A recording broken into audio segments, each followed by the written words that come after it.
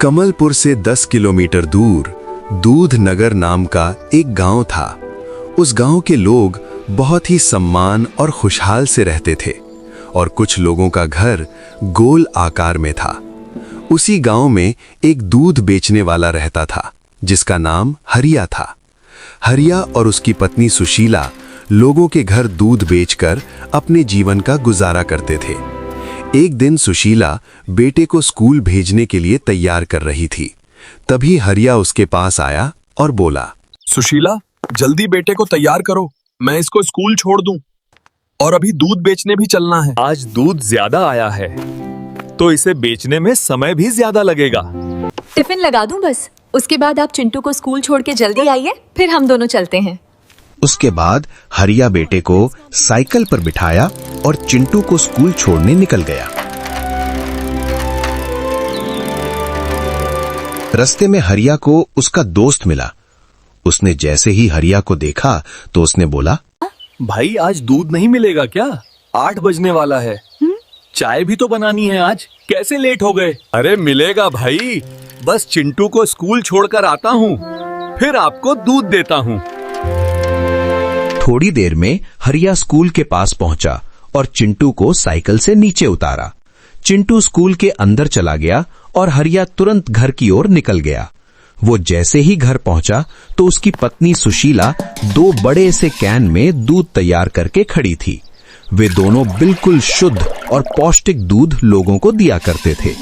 फिर हरिया ने दोनों डिब्बे को अपने साइकिल में बांधा और दूध बेचने के लिए गांव की गलियों में निकल पड़े। हरिया साइकिल चलाता और उसकी पत्नी लोगों को कैन में से दूध निकाल कर देती। वे दोनों थोड़ा आगे पहुंचे तो हरिया का एक दोस्त मिला और उसने बोला, और बताओ हरिया भाई, कैसा जीवन चल रहा है? सब कुशल मंगल तो है ना? हाँ भाई, सब बढ़िया चल रहा है। आज का दूध भी पूरा बिक गया, अब घर जाने की तैयारी में हूँ। उसके बाद हरिया अपनी पत्नी के साथ घर आया और आज की कमाई का हिसाब लगाने लगा। हरिया ने पूरा पैसा जोड़ा तो उसे कुल 700 रुपए की कमाई हुई थी। उसकी पत्नी रोटियां बनाने लगी और पास में चिंटू कॉपी लेकर पढ़ाई कर रहा था। हरिया खाट पर लेटा और उसके मन में एक विचार आ रहा था कि मैं डेली का 700 रुपए दूध बेचकर कमाता हूं, क्यों ना मैं कल दूध में थोड़ा पानी मिलाकर बेचूं, तो लोगों को पता भी नहीं चलेगा और मेरी रोज की कमाई 1000 रुपए हो जाएगी। और इस तरह से जो मैं महीने का 21,000 रुपए कमाता हूं, मेरा महीने का 30,000 रुपए बनेगा। हरिया का मन अब लालच से भर चुका था। तभी उसकी पत्नी बोली, सुनो जी, खाना तैयार हो गया है, चलो खाना खाओ। आप नीचे बैठिए, मैं खाना लगाती हूँ। तीनों लोग खाना खाने लगे। पत्नी बोली, हम लोग कितना मेहनत करते हैं, क्यों ना आप एक दूध रखने वाली छोटी सी गाड़ी खरीद लो। कब तक साइकिल से दूध बेचेंगे? हरिया सुशीला की बात सुनकर सोचा कि अब तो गाड़ी का सवाल है और गाड़ी आ जाएगी तो मुझे दूध बेचने में भी कोई परेशानी नहीं होगी। अब तो पैसा जल्दी कमाना होगा। और उसने अगले दिन जब दूध बेचने की तैयारी कर रहा था और सुशीला घर के अंदर चली गई थी, तब उसने दूध के एक कैन में आधा दूध डालकर उसमें आधा पानी मिला दिया और इस तरह से उसने आज 2 कैन के दूध को 3 कैन बना दिया। जब पत्नी उसके पास आई तो उसने 3 कैन देखा और बोली, आज दूध ज्यादा मिला है क्या जी? पहले तो 2 कैन ही आता था और 3 कैन दिख रहे हैं। हरिया बोला, हाँ, आज दूध ज्यादा आया है। फिर दोनों लोग दूध बेचने के लिए गांव की गलियों में निकल गए और कुछ दूर चलने पर उनके पास दूध लेने के लिए एक आदमी आया और बोला, भैया 1 लीटर दूध चाहिए। सुशीला ने जैसे दूध निकाल कर देने लगी तो उसे दूध पहले से पतला लग रहा था, लेकिन उसने आदमी को दूध दे दिया। फिर हरिया आगे बढ़ा और धीरे धीरे हरिया का पूरा दूध बिक गया। सभी लोग हरिया को एक ईमानदार और नेक दूध वाला समझते थे, लेकिन उन्हें क्या पता कि अब हरिया के मन में लालच आ गया है। हरिया घर वापस आया और उसने जब पैसा जोड़ा तो आज उसे पूरे 1000 रुपए की कमाई हुई थी। वो बहुत खुश हो गया, लेकिन पत्नी खुश नहीं थी और उदास मन से वो बोली, सुनो जी, आज जब मैं दूध सभी को दे रही थी तो मुझे दूध पतला और फीका लग रहा था। अरे भाग्यवान, तू पागल हो गई है, ये तुम्हारा भ्रम है, दूध पहले जैसा ही है। लेकिन फिर भी पत्नी का मन खुश नहीं था। हरिया सोचने लगा, अब तो मैं गाड़ी जल्दी खरीदूंगा। रात का समय हुआ।